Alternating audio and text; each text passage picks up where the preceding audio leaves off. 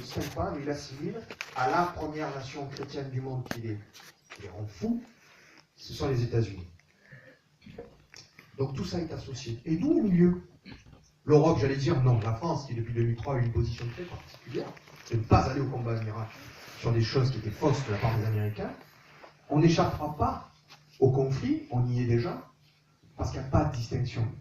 C'est terrible pour la pensée, c'est terrible pour l'intelligence, c'est terrible pour soi-même, mais il n'y a pas de distinction. On ne dira pas, bon, les Français ne sont pas venus en 2003 en Irak, etc. Ils vont faire des blocs. Et c'est pour ça que si vous ne comprenez pas cette logique de bloc grossière, vulgaire, pas réfléchie, vous ne pouvez pas comprendre que des tas de petits jeunes de 14-16 ans veulent aller faire le djihad. Au nez à la barbe de parents qui les avaient même pas vu faire. Parce que soudain c'est facile, c'est les méchants contre les gentils. Vous savez ce qui pousse une jeune femme à faire le djihad? Parce que maintenant on est confronté à ça.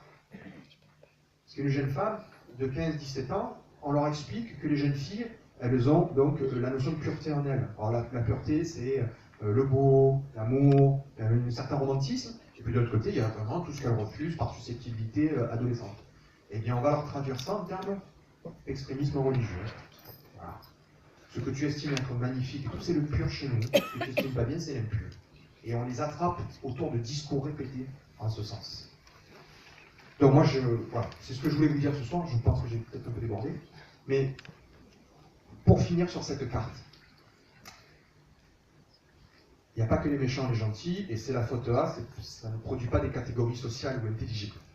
Il y a aussi la part de responsabilité de chacun.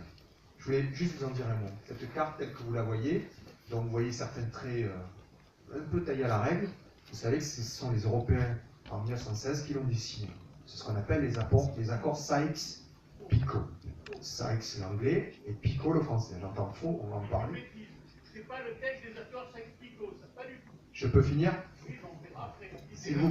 Non, mais attendez, vous finissez, après vous pouvez. Alors, les Arméniens aussi, parmi les chrétiens. je les ai cités tout à l'heure. Donc, dans les accords Sykes-Picot, ils ont tracé toutes les nouvelles frontières sur la moitié de la planète. Puis le traité de Sèvres, le 10 août 1920, a rectifié et a fait ces frontières-là. Il y a eu, en France et en Angleterre, la certitude que tout ça aurait un sens, d'abord pour la puissance coloniale française, la puissance coloniale anglaise, et la répartition du pétrole que l'on venait de découvrir. Aujourd'hui, ces frontières-là, c'est la principale volonté sur ce plan-là de l'État islamique que de les nier. C'est pour ça qu'ils se sont étendus sur la Syrie et l'Irak en disant mais la frontière artificielle au milieu, on ne la reconnaît pas. Et c'est pour ça que vous avez pu voir sur certaines vidéos des pick-up, des combattants de l'État islamique avec la banderole « Ici se termine Sykes-Picot ». Alors évidemment, quand on ne sait pas, on se rend plein de yeux. Donc pour eux, c'est quelque chose aussi qui contribue à leur combat. Enlever ces frontières. Voilà, donc je ne sais pas si j'ai fait le tour, mais je voulais vous parler une petite histoire de cette géographie, de cette cause. Et aujourd'hui, la grande coalition qui se met en place pose un souci, puisque dans l'actualité, les États-Unis sont engagés militairement par voie aérienne, par voie au sol aussi, par les commandos, etc., même si ce n'est pas trop dit. Il y a des rapports du Congrès américain qui les précisent. Et la France vient de s'engager, l'Angleterre aussi. Et vous savez que toute la problématique est de savoir si ce conflit, cette coalition, va devenir aussi une coalition arabe. Est-ce que l'Arabie Saoudite, le Qatar et autres vont s'engager? Ils sont en train de s'engager. La seule chose qui est en discussion aujourd'hui, qu'on n'a pas obtenue, il ne faut pas se leurrer, c'est la fin de l'approvisionnement financier de l'État islamique par certaines branches en Arabie Saoudite. Parce que la famille royale, vous savez, on dit le roi d'Arabie Saoudite, ils sont 4000. 4000. Et il y a 150 membres importants qui eux-mêmes possèdent chacun un grand pan de la richesse du pays et redistribuent les finances un peu comme ils le souhaitent. Donc c'est ça le vrai problème. Si on coupe l'approvisionnement du portefeuille, on leur fera très mal. Toute la coalition aujourd'hui, c'est est-ce que les Arabes ou pas vont s'engager? Comment? Et aussi, on en parle très peu, mais M. Lavrov était là, à la conférence de Paris, il y a quelques jours, la Russie. Comment la Russie va-t-elle s'engager? Pour l'instant, on sait qu'elle s'engage par le biais de l'Iran.